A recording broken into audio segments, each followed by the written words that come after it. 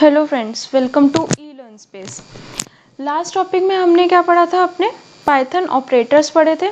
First था हमारा arithmetic operators, then relational operators. Relational operators में हमने चेनिंग ऑफ ऑपरेटर्स भी पढ़ा था, देन हमने अपना लॉजिकल ऑपरेटर्स भी पढ़ा था।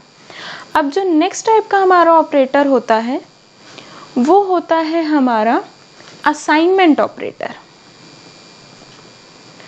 असाइनमेंट ऑपरेटर के बारे में मैंने आपको अपनी लास्ट वीडियो में भी बताया था, जब हमने कंपैरिजन ऑपरेटर और असाइनमेंट ऑपरेटर के बीच में डिफरेंस जाना था। असाइनमेंट ऑपरेटर क्या होता है मेरा? Equals to. नॉर्मली मैं किसी भी अपने ऑपरेंड को कोई वैल्यू असाइन करती हूँ तो उसे हम क्या बोलते हैं? Assignment operator. जैसे मैंने यहाँ के a इक्वल्स टू 10, तो मैंने क्या करा? a को अपनी वैल्यू असाइन कर दी। अब असाइनमेंट ऑफ ऑपरेटर्स में भी चेनिंग पॉसिबल होती है, जैसे कि मैंने करा a equals to b equals to c equals to d। अब मैं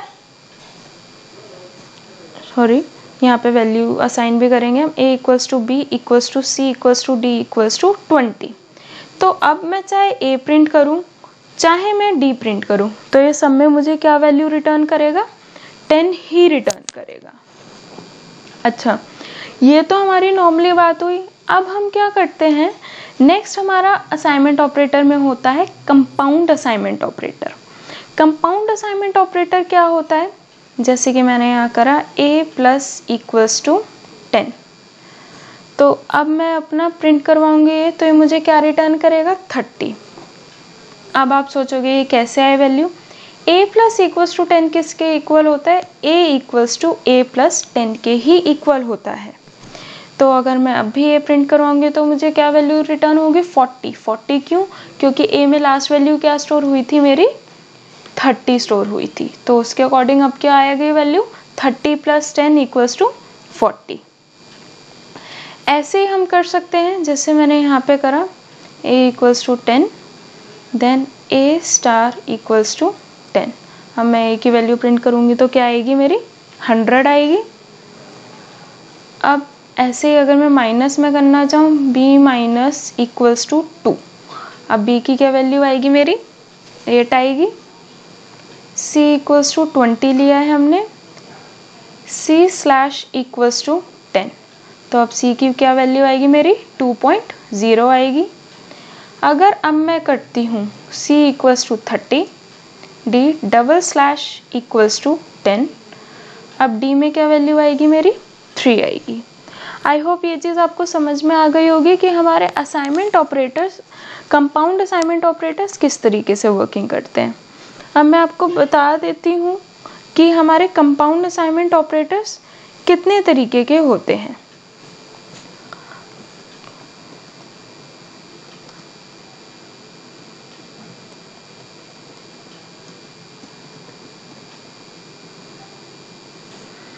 फर्स्ट होता है हमारा plus equals to, then minus equals to, star equals to, slash equals to, double slash equals to, modulus equals to, then double star equals to भी होता है हमारा, and equals to, और इक्वल्स टू। ये जो अभी आप देख रहे हैं एंड और, ये सारे अभी हम आगे अपने बिटवाइज ऑपरेटर में कवर करेंगे। देन होता है हमारा XOR equals to, then right shift equals to, then होता है हमारा left shift equals to. I hope ये चीज़ आपको समझ में आ गई होगी कि यह किस तरीके से हमारी वर्किंग करती है। बेसिकली कंपाउंड ऑपरेटर हम इसलिए यूज़ कर लेते हैं कि एक अलग तरीके की फंक्शनैलिटी करने के लिए। अब नेक्स्ट हम अब आते हैं अपने बिटवाइज ऑपरेटर्स पे। बिटवाइज ऑपरेटर्स बेसिकली क्या होते हैं? जो बिट्स फॉर्म में वैल्यू होती हैं, यानी कि बाइनरी फॉर्म में जो वैल्यूज होती हैं, उसको परफॉर्म करने के लिए हम क्या अपना यूज़ करते हैं? Bitwise operators. आई होप आपको बाइनरी ऑपरेटर्स याद होंगे कि बाइनरी ऑपरेटर्स हमारे क्या होते हैं। तो उसी के तरीके से हमारे होते हैं बिटवाइज ऑपरेटर्स। तो बिटवाइज ऑपरेटर में फर्स्ट होता है हमारा एंड, देन होता है हमारा और, देन होता है हमारा एक्सॉर, देन होता है हमारा कॉम्प्लीमेंट, देन होता है हमारा लेफ्ट शिफ्ट, देन होता है हमारा राइट शिफ्ट। अब अगर हम बात करें, मैंने यहाँ A को वैल्यू असाइन करी है 20, B को असाइन करी है मैंने वैल्यू 5।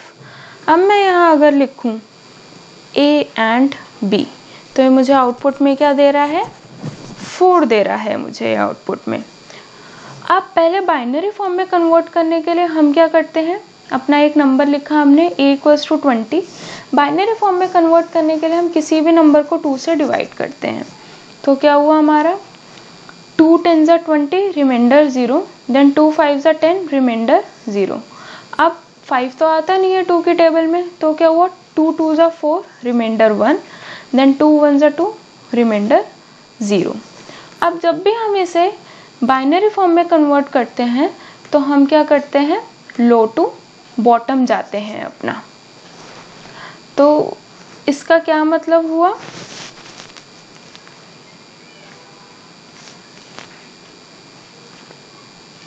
कि हम क्या कर रहे हैं, अपना बाइनरी फॉर्म में अपने नंबर को कन्वर्ट करेंगे अब इससे। तो इसके लिए हम क्या करेंगे, जैसे कि मेरे A की क्या वैल्यू आएगी, अब 1 0 1 0 0। अब ये क्या है, बेसिकली मेरा 5 बिट्स में है। मुझे इसे क्या करना पड़ेगा, अपना 8 बिट्स में कन्वर्ट करना पड़ेगा। 8 बिट्स में कन्वर्ट करने के लिए हम पहले क्या करते हैं, 3 टाइम्स यहाँ 0 लिखेंगे, देन 1 0 1 0 0 लिखेंगे। ऐसे ही हम अपना B को भी कन्वर्ट करेंगे। B को कन्वर्ट करने के लिए क्या करेंगे हम अपना, सॉरी ये वैल्यू गलत हो गई है हमारी, इसमें हम क्या करेंगे 2, देन यहाँ पे हमारा आएगा 1,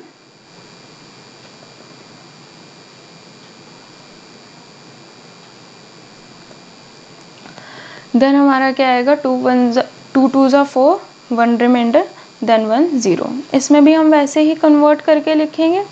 आफ्टर कन्वर्जन अब B में मेरी क्या वैल्यू थी, 1 0 1। अब इसे बाइनरी फॉर्म में कन्वर्ट करने के लिए मैं क्या करूँगी, पहले लिखूँगी अपना 1 2 3 4 5 टाइम्स 0, देन 1 0 1। अब ये तो एक तरीका हुआ हमारा। और दूसरा तरीका क्या होता है, जो हमारा थोड़ा एक इजी तरीका होता है इसको कन्वर्ट करने के लिए। हमने क्या करा है, यहाँ लिखा है 128 64 32 16 8 4 2 1। ये क्या है, बेसिकली हमारा 2 की पावर। फर्स्ट क्या है, ये हमारा 2 की पावर 0, देन 2 की पावर 1, 2 की पावर 2, 2 की पावर 5, सॉरी 2 की पावर 3, 2 की पावर 4, 2 की पावर 5, 2 की पावर 6, 2 की पावर 7। अब इसी के अकॉर्डिंग भी हम अपना कन्वर्ट कर सकते हैं। आई होप ये चीज़ आपको समझ में आ गई होगी। अब इतना तो हमने कर लिया, अब हमें आगे जानना है कि एंड ऑपरेटर में ये वर्किंग कैसे करता है। तो इसमें हमारे 2 इनपुट्स होते हैं और हमारा एक आउटपुट होता है। बाइनरी फॉर्म में लिखने के लिए पहले हम क्या करते हैं, 0 0 1 1। अब हमारी बारी आती है इनपुट 2 की, पहला 0, देन 1, देन 0, देन आता है हमारा 1। अब इसके आउटपुट देखते हैं। जब दोनों वैल्यूज मेरी 0 है, 0 एंड 0, तो आउटपुट क्या आएगा, 0 0 1 में आउटपुट क्या आएगा मेरा, 0 आएगा, क्योंकि एक ट्रू है एक फॉल्स है, तो आउटपुट क्या आएगा, फॉल्स आएगा।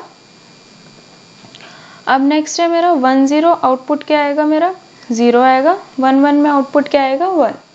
तो इससे हमें क्या पता चलता है, जब भी हम अपना एंड ऑपरेटर यूज करते हैं तो इसमें ये क्या करेगा, जो मुझे ये वैल्यू रिटर्न करता है उसमें हमेशा जब भी दोनों इनपुट मेरे 1 होंगे तो मुझे आउटपुट क्या देगा, 1 देगा। अदरवाइज ये मुझे आउटपुट क्या देगा, अपना 0 देगा। आई होप ये चीज़ आपको समझ में आ गई होगी। ऐसे ही हमारा होता है और ऑपरेटर A और B क्या हो गया मेरा, 21 हो गया। तो अब इसकी भी जो इनपुट टेबल होती है उसमें क्या डिफरेंस आ जाता है हमारा, कि जब 0 0 होगा तो 1, और जब दोनों में से एक भी वैल्यू मेरी 1 होगी तो मेरा आउटपुट में क्या आ जाएगा, 1 आ जाएगा। अब नेक्स्ट होता है मेरा एक्सॉर। एक्सॉर के लिए मैंने यहाँ लिखा A एक्सॉर B, तो आउटपुट में ये मुझे क्या दे रहा है, 17। अब ये कैसे आता है, सबसे पहले तो हम क्या करेंगे, आउटपुट देखते हैं। देखो इसमें क्या होता है, जब दोनों मेरे इनपुट सेम होते हैं तो वैल्यू क्या आती है मेरी, 0, और जब दोनों इनपुट मेरे डिफरेंट होते हैं तो वैल्यू क्या आती है मेरे पास, 1 आती है। अब नेक्स्ट होता है मेरा complement operator. Complement bitwise operator basically मेरा यूनरी ऑपरेटर होता है। यूनरी ऑपरेटर का क्या मतलब होता है, जो एक ही ऑपरेंड पे वर्किंग करता है, कॉम्प्लीमेंट करेगा। जैसे मैंने यहाँ लिखा 20, तो 20 का कॉम्प्लीमेंट क्या करके देगा मुझे, 1 करके देगा। आई होप ये चीज़ आपको समझ में आ गई होगी कि कैसे हुआ ये। तो अब पहले इसको कॉम्प्लीमेंट करने के लिए हम देखते हैं, मेरे पास A में क्या वैल्यू थी मेरी, 0 0 0 1 0 1 0 1। तो फर्स्ट स्टेप इसमें हमारा क्या होता है कि हम इसको कॉम्प्लीमेंट करते हैं। कॉम्प्लीमेंटेड का क्या मतलब हुआ, जो 0 है वो 1 बन जाएगा और जो 1 है मेरा वो 0 बन जाएगा। तो क्या हुआ अब मेरा 1 1 1 0 1 0 1 0। अब इसमें हम क्या करते हैं, अपना प्लस कर देते हैं 1। तो इसके बाद अब हमारा आउटपुट क्या आएगा, 1 1 1 0 1 0 1 1। आई होप ये चीज़ आपको समझ में आ गई होगी। एक तरीके से अगर हम देखें तो जो मेरा और ऑपरेटर होता है वो प्लस की तरह काम करता है, यानी कि जब 0 + 1 करेंगे तो क्या देगा, ये मुझे 0 देगा, और 1 + 1 पे भी ये मुझे क्या देता है, 1। और जो मेरा एंड ऑपरेटर होता है वो मेरा बेसिकली मल्टीप्लिकेशन की तरह हो गया। 0 × 0 क्या होता है, 0, 0 × 1 भी क्या होता है मेरा, 0 होता है। आई होप अब आपको समझ में आ गया होगा कि हमारा एंड बिटवाइज ऑपरेटर और कॉम्प्लीमेंट और जो मेरा एक्सॉर ऑपरेटर होता है वो किस तरीके से वर्किंग करता है। अब हम आते हैं अपने लेफ्ट शिफ्ट ऑपरेटर पे। लेफ्ट शिफ्ट ऑपरेटर में क्या होता है, सबसे पहले मैं अपनी वैल्यू लिखती हूँ नंबर, देन मैंने लेफ्ट शिफ्ट लगाया, देन मैंने यहाँ लिखा 2, यानी कि मैं कितनी बार शिफ्ट करना चाहती हूँ, कितने नंबर ऑफ शिफ्ट चाहिए मुझे, 2। तो आउटपुट क्या आया मेरा, 80। तो अब देखते हैं ये कैसे वर्किंग करता है। फॉर एग्जाम्पल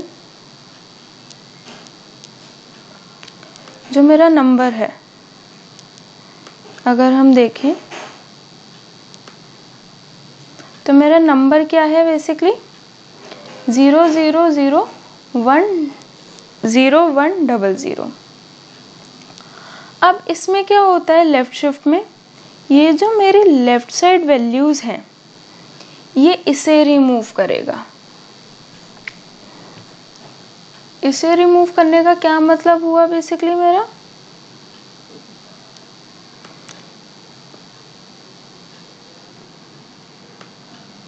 कि ये क्या करेगा, इन दोनों वैल्यूज को ये रिमूव करेगा और इसकी जगह क्या करेगा, अब जो मेरा 0 है उसको ये क्या कर देगा, लेफ्ट शिफ्ट कर देगा। यानी कि एक्सट्रीम लेफ्ट 2 वैल्यूज को हटाया, क्योंकि मैंने अपने क्या दिया था लेफ्ट शिफ्ट ऑपरेटर में कि ये 2 वैल्यूज को रिमूव कर दे। तो अब मेरे पास राइट साइड 2 वैल्यूज बचेंगी, तो इसमें क्या आ जाएगा, 0। हमेशा याद रखना कि 0 ही आएगा जब भी मैं लेफ्ट शिफ्ट ऑपरेटर में अपने बिट्स शिफ्ट करती हूँ। तो अब नेक्स्ट होता है हमारा bitwise right shift. Bitwise right shift में भी यही चीज़ होती है कि मुझे कितनी वैल्यूज अपनी शिफ्ट करनी है उसके अकॉर्डिंग मैं अपना वर्किंग करती हूँ। अब राइट शिफ्ट में हम देखते हैं कि किस अकॉर्डिंग हमारी वर्किंग चलती है।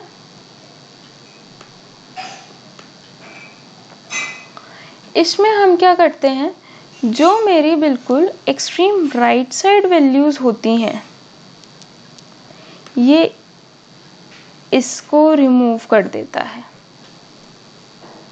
ठीक है, ये वैल्यूज मेरी रिमूव हो जाएंगी और सारी वैल्यूज मेरी अब क्या हो जाएंगी, राइट साइड शिफ्ट हो जाएंगी।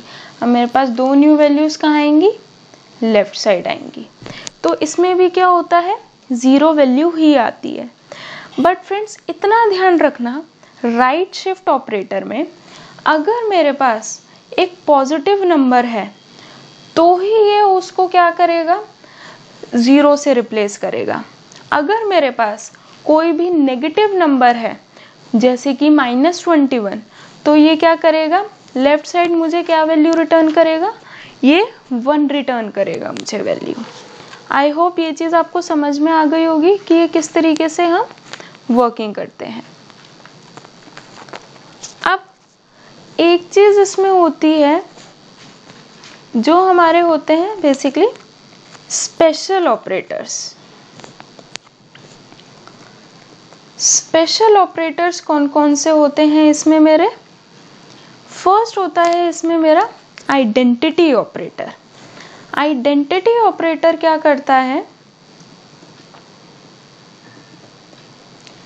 किसी भी वैल्यू की आइडेंटिटी मुझे रिटर्न करता है, यानी कि वो चेक करेगा कि क्या दोनों का एड्रेस मेरा सेम है। अब आप बात करोगे दो का एड्रेस कैसे सेम होता है। पाइथन की सबसे बड़ी खासियत ये है कि अगर दोनों वेरिएबल्स में मेरी इंटीजर वैल्यू सेम है तो ये क्या करेगा, उसको सेम ही एड्रेस प्रोवाइड करता है। जैसे कि मैंने यहाँ लिखा a = 10, b = 10। अब मैं यहाँ पे क्या करती हूँ, ID ऑफ A देखती हूँ। ID का क्या मतलब हुआ, address of A। Address of A आ गया। अब ऐसे ही मैं देखती हूँ एड्रेस ऑफ B। देखो दोनों की ID एग्जैक्टली सेम है। तो इससे हमें क्या पता चलता है, पाइथन क्या करता है, यूजुअली ये मेमोरी यूटिलाइजेशन में हेल्प करता है, यानी कि ये हमारी मेमोरी बचाता है। बट अगर मेरे पास कोई डेसिमल नंबर है 10.0 और B में मेरे पास है 10, अब आपके अकॉर्डिंग क्या है, ये दोनों वैल्यू सेम है। अब मैं देखती हूँ ID ऑफ B, देन अब मैं देखती हूँ ID ऑफ A, तो ये क्या हो गई, डिफरेंट। जैसे ही मेरा डेटा टाइप चेंज होगा, दोनों में जो वैल्यूज, दोनों का एड्रेस क्या हो जाएगा, वेरिएबल्स का डिफरेंट हो जाएगा। अच्छा, अब मैंने यहाँ पे लिया 9.2, B और इसकी ID मैंने चेक करी अपनी। अब B में जो मैंने वैल्यू स्टोर करी वो भी 9.2 है। अब मैं इसकी ID चेक करती हूँ, इसमें क्या होगा, ID डिफरेंट आएगी। इसका क्या मतलब हुआ कि जो भी मेरे बेसिकली इंट वैल्यूज होती हैं उसी में मेरी ID हमेशा सेम रहती है। अदरवाइज क्या हो जाती है मेरी, चाहे मैं कोई फ्लोट वैल्यू ले रही हूँ, मेरी ID डिफरेंट हो जाएगी। अब हम देखते हैं कि हमारा आइडेंटिटी ऑपरेटर वर्क किस तरीके से करता है। यहाँ पे A = 10 लिया मैंने, B = 10 लिया। अब मैं प्रिंट में करवाती हूँ A is B, तो ये मुझे क्या रिटर्न कर रहा है, ट्रू रिटर्न कर रहा है। क्यों, क्योंकि दोनों की ID सेम है। अब मैं B में कर देती हूँ -10। अब अगर मैं प्रिंट करवाती हूँ A is B, तो ये मुझे क्या रिटर्न करेगा, प्रिंट A is B, तो ये मुझे क्या रिटर्न करेगा, फॉल्स, क्योंकि दोनों का एड्रेस क्या है, डिफरेंट है। तो अब अगर मैं, इसमें भी वैसे ही होता है इज नॉट। अगर मैं यहाँ लिखती प्रिंट में A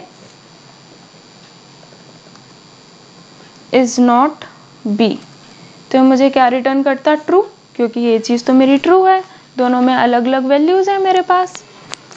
अब बारी आती है हमारे मेंबरशिप ऑपरेटर की। मेंबरशिप ऑपरेटर का क्या मतलब होता है कि वो चेक करेगा क्या वो नंबर मेरे जो भी मैं अपनी वेरिएबल में वैल्यू स्टोर करवा रही हूँ वो उसका पार्ट है ये ज़्यादातर हमारा लिस्ट पे, टपल्स पे यहाँ पे अप्लाई होता है। जैसे कि लिस्ट 1 में मैंने अपना नंबर लिए 1 2 3 4। अब मैं क्या करती हूँ, चेक करती हूँ 2 इन लिस्ट 1। तो ये क्या आया, ट्रू, क्योंकि जो मेरा 2 वेरिएबल है वो मेरी लिस्ट 1 में है। अब मैं यहाँ पे करती हूँ प्रिंट 7 इन लिस्ट 1। तो ये मुझे क्या दे देगा, फॉल्स दे देगा। क्यों, क्योंकि 7 तो मेरी लिस्ट में है ही नहीं। अब ऐसे ही होता है मेरा नॉट इन।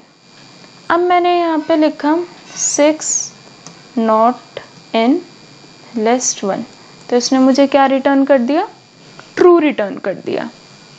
आई होप ये चीज़ आपको समझ में आ गई होगी कि हमारा मेंबरशिप ऑपरेटर और आइडेंटिटी ऑपरेटर किस तरीके से वर्किंग करते हैं। अच्छा, ये तो बात हुई हमारे कि हम नॉर्मली हम एक ऑपरेटर पे वर्क करें। अब क्या होगा कि अगर मेरे पास मल्टीपल ऑपरेटर्स हैं तो मुझे कैसे पता चलेगा कि फर्स्ट कौन से ऑपरेटर पे मुझे एप्लीकेशन करनी होती है, सेकंड किस पे करनी होती है। तो वो भी मैं आपको बता देती हूँ कि कैसे होता है। ऑपरेटर प्रेसिडेंस बोलते हैं उसे हम। ऑपरेटर प्रेसिडेंस का क्या मतलब होता है कि हाईएस्ट टू लोवेस्ट जाता है। ये बेसिकली मेरा हाईएस्ट टू लोवेस्ट में फर्स्ट आता है मेरा ब्रैकेट पैरेंथेसिस, जिसे हम बोलते हैं अपने प्रोग्रामिंग लैंग्वेजेस में पैरेंथेसिस के सबसे हाईएस्ट होता है। देन आता है हमारा डबल स्टार, देन आते हैं मेरे यूनरी ऑपरेटर, देन मेरे आते हैं star slash double slash, then modulus operator. Fifth पे आता है हमारा प्लस एंड माइनस। सिक्स्थ पे आता है मेरा लेफ्ट शिफ्ट और राइट शिफ्ट। सेवन्थ पे आता है मेरा and bitwise operator. Eighth pay आता है हमारा और बिटवाइज ऑपरेटर। नाइन्थ पे आता है हमारा एट्थ पे आता है हमारा एक्सॉर। नाइन्थ पे आता है हमारा और, देन टेंथ पे आता है हमारे रिलेशनल ऑपरेटर्स।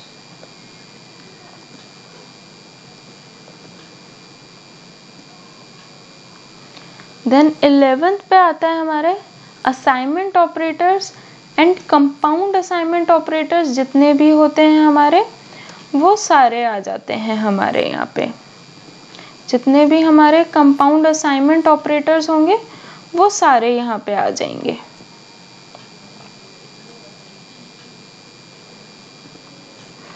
देन 12th पे आता है हमारा इज और इज नॉट यानी कि आइडेंटिटी ऑपरेटर। थर्ड आ जाता है हमारा मेंबरशिप ऑपरेटर। देन 14th पे आ जाता है हमारा नॉट। नॉट यानी कि ये लॉजिकल ऑपरेटर है। फर्स्ट जो हमारा नॉट था वो क्या था, हमारा बिटवाइज ऑपरेटर।